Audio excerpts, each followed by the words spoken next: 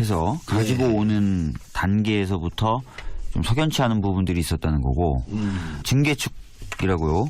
구조를 변경하는 과정도 좀 석연치 않다. 그다음에 세월호가 제주 해군기지로 가는 화물 운송권을 따낸 과정도 좀 석연치 않다. 이런 얘기들이 계속 이제 있었고 그런 것들이 합쳐지다 보니까 뭔가 좀 거대한 뒷배가 있었던 것 아니냐라는 얘기도 나왔는데 그럼 그게 유병언이냐 아니면 다른 어떤 것이냐 뭐 이런 얘기까지 자꾸 이제 번져나가게 되는 것 같습니다. 아니 유병언 씨는 뭐 실질적인 소유주니까 뒷배라고 볼 수도 없죠. 유병언 소유면은 오히려 뭐 문제는 복잡하지 않아요. 그러니까 유병언이 이제 청해진 해운에 대해서 이제 어떤 직접적으로 드러나게 소유 관계가 있는 건 아닌 것으로 제가 알고 있고 검찰도 유병언의 어떤 사진을 전시하기 위해서 유병언의 지시에 따라서 전시실 공간을 만든 것을 고리로 유병언이 실소유주다. 유병언이 막대한 영향력을 행사했다. 그러니 유병언이 모든 배우이자 배경이다라고 이제 검찰이나 법무부가 쫓아갔던 건데 이제 그러면 유병언이 힘이 그렇게 세가지고 그 석연찮은 선박 매수 단계부터 뭐 쭉쭉쭉 모든 중축 단계 그다음에 128번 정도 운항한 것으로 알고 있는데 그중에 대부분 100번 넘게 과적 과승 운행을 했다고 지금 알려지고 있는데 한 번도 문제제기가 안 됐었던 그런 어떤 막대한 영향력들이나 이런 석연치 않음들을 막대한 영향력을 행사할 수 있을 만한 존재였는가. 다 이게 좀 석연치 않은데 그 석연치 않음을 해결할 수 있는 마지막 조각이 그럼 유병언이냐 아니면 유병언보다 더 센 뭔가가 있느냐 이런 얘기들이 계속 되고 있는 거죠. 그때 그 침몰된 배에서 나온 선언 노트북에서 나왔던 국정원과의 관계 그것도 국정원 지적사항. 만약 그게 안 나왔으면 그냥 끝까지 가리려고 했던 거 아니에요. 도대체 이 배에 화장실 비품까지 왜 국정원이 관리를 하지? 사실 그거를 저희가 조금 더 잘 팠으면 되게 아쉽죠. 근데 이게 조각들이 지금 다 흩어져 있는 거잖아요. 그러니까 특조위에서 밝힌 거는 선원들의 휴가 계획까지 관리했잖아요. 그렇죠. 그리고 이제 특조위에서 그냥 다른 관점에서 봐서 밝혀진 게 이제 철근이 더 많이 실렸었는데 그것이 해군이 발주한 공사에 대해서 그 공사업체가 실었던 그 철근이 검찰이 수사한 것보다 훨씬 많이 실려 있었잖아요. 특조위가 그걸 밝힌 건데 그것이 이제 제주도에 있는 강정 그 해군 기지로 가려고 하던 거거든요. 그것이 무리한 출항하고 또 관련이 있는 것이 아닌가. 그러니까 날씨 상태가 안 좋아서 다른 배들은 전부 출항을 유보했는데 세월호만 출항을 강행했다는 거죠. 그렇기 때문에 근데 그것이 그 당시에 저희가 뭐 자료를 조금 찾아봤더니 그 해군 기지와 건설과 관련된 상당히 그걸 엄청 막 독촉하고 있던 시점이었더라고요. 그래서 배를 무리하게 출항한 것이 아닌가라는 의혹도 역시 같이 떠오르는 거죠. 이 변호사님 그런데 철근을 실었어요. 해군 기지에 가야 될 철근이야. 이걸 빨리 가져오라 그랬어. 그래서 좀 했는데 그래서 출항을 했다. 이거를 그렇게 가릴 일인가요? 글쎄 말이에요. 그게 뭐 문제가 돼 있어. 그럴 수도 있거든요. 그럴 수 있죠. 뭐 트럭도 과적하고 운행하는데요. 저는 뭐 그걸 숨기려고 이 난리를 쳤나 싶은 생각이 들어요.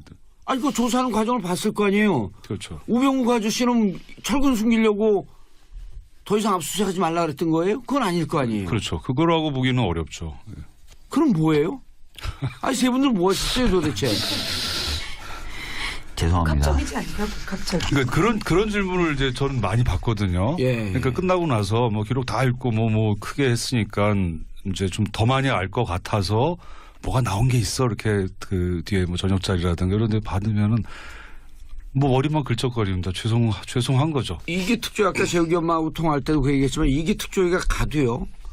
이 특조위원과 이 문제를 오랫동안 추적해왔던 분들 그다음에 가족들의 상상력. 저는 상상력이 무척 중요하다고 보거든요. 처음엔 의혹 제기죠. 그럼 이러지 않았을까? 처음엔 음모론이라고 욕을 먹지만 그 음모론 중에 음모론이 아닌 상상력 중에 하나가 걸려갖고 그게 실마리가 되고 파고 들어갈 수가 있는 거예요. 철근을 가려? 세월호가 그 인천하고 제주 항로를 획득한 배경. 그다음에 계속 과적을 하는데도 한 번도 걸리지 않았다는 거. 그런 배경. 그렇죠. 저는 그걸 다 연결시켜 봐야 된다고 생각하거든요. 그 실마리서부터 요거 철근은 하나의 실마리고 그렇죠. 그보다 더 예. 깊게 파고 들어갈 수 있는 확실한 증거를 잡았다. 이렇게 보는 거죠. 그렇게 되면. 그 증거를 잡아야 되는 거죠. 근데 아까 재혁이 엄마가 아주 의미심장한 얘기를 해요. 양심적인 사람들의 양심 선언이 있기를 바란다. 누군가는 이 가리는 진실의 비밀을 알고 있는 누군가는 분명히 있을 것이다. 그렇죠. 청해진의 임원들이라든지 그날 뭐 과적 가서 눈 감아줬던 사람이라든지 뭐 이런 사람들 관계자들이 꽤 될 거란 말이에요. 예. 양심 선언을 할 만도 한데 아마 정권 교체가 되면은 좀 그런 분위기가 좀 더 조성되지 않을까. 예. 이 변호사님 113 정장까지만 조사가 됐어요. 예. 김경일 정장. 그런데 어느 누구도 우리가 거기에 도착하면 어디 지점에 가면 선원들이 나와 있을 터이니 선원 먼저 구조해라. 이 지시를 받았다라고 얘기하는 사람 아무도 없잖아요. 오히려 선언인 줄 몰랐다라고 얘기를 하죠. 뻔히 그렇죠. 알고서요. 뻔히 알고 구조를 했는데 예. 선언인 줄 몰랐다. 그럼 이렇게 얘기하고 있죠. 누군가가 왜 선원만 구하라고 지시를 했을까? 일단 선원들이 먼저 도망쳐 나가긴 나왔습니다. 근데 이제 선원들은 뭔가 알고 나온 거 아니에요? 어떻게 먼저 도망쳐 나오죠? 일단 기록상으로는 자기가 살려고 나온 겁니다. 우르르 다 나오면 승객들하고 같이 나오면은 배는 금방 기울지, 그다음에 뭐 해경은 도착하지 않지. 그러니까 조급한 마음에 쥐들이 먼저 튀어나온 거거든요. 승객들은 내버려 두고. 그렇긴 한데 그리고 나서 제일 먼저 튀어나오니까 구조를 하는데 그다음에 정말 황당한 거예요. 그럼 남은 승객들은 어디 있냐라고 물어봤어야 되는데 묻는 사람이 없는 거예요. 그냥 무너져가는 걸 보고 있는 겁니다. 상황이 그랬습니다. 상식적으로 납득이 가요, 오 변호사님? 악마적 발상을 하지 않고는 내가 살기 위해서 가만히 있으라고 방송을 하고 못 움직이게 하고 우당탕탕 하면 내가 탈출을 못할 것 같으니 가만히 있어라 방송을 하고 나온다? 납득이 가세요? 근데 사실 그게 두 가지 측면에서 예. 다 분석을 해볼 수가 있는데 첫 번째는 이제 고의설인 거죠. 그러니까 말씀하신 것처럼 침몰 원인에 만약에 어떤 정부가 개입돼 있다면 그걸 알고 있는 선원들만 먼저 탈출시켰다. 이렇게 볼 수도 있는데 사실 그것과 관련해서는 증거가 없고 사실은 탈출을 가장 먼저 할 수 있었던 거는 선원들은 그 배의 구조에 대해서 너무 잘 알고 있었잖아요. 학생들은 당연히 뭐 모르는 상황이고 당시 선생님들은 질서 유지를 위해서 일단은 기다리라고 한 상태거든요. 그런 선원들은 상황에서 이 배가 위험해서 안 타고 싶어 했던 그렇죠. 선원들이 많았고. 그렇죠. 그러니까 드디어 터질 게 터졌구나라고 생각한 데다가 평소에 그 배를 늘상 탔기 때문에 탈출 경로나 이런 것도 특별히 바로 정말 탈출하기 직전 상태로 대기를 하고 있었던 것이죠.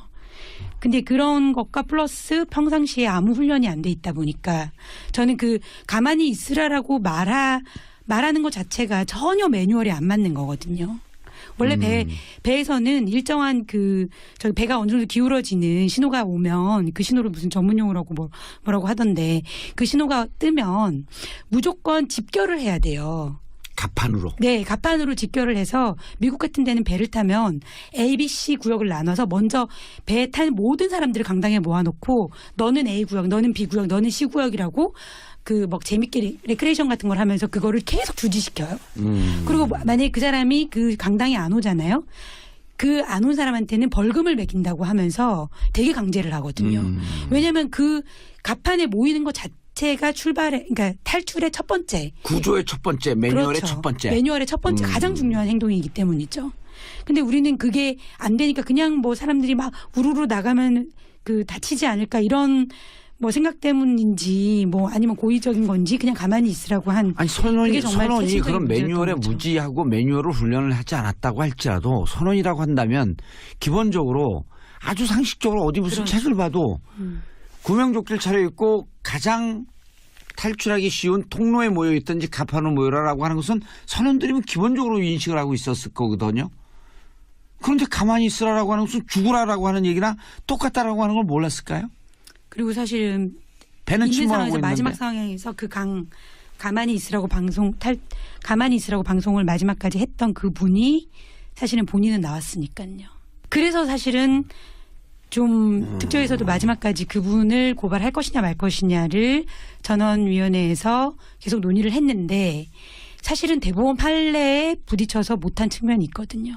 대법원 판례는 선장의 어떤 전체적인 지휘권을 강력하게 인정을 하면서 선장이 이제 완전히 없는 상황이란 걸 인지하지 못한 상태에서 한 사람 한 사람에게 그런 의무를 부과하고 있지는 않아요.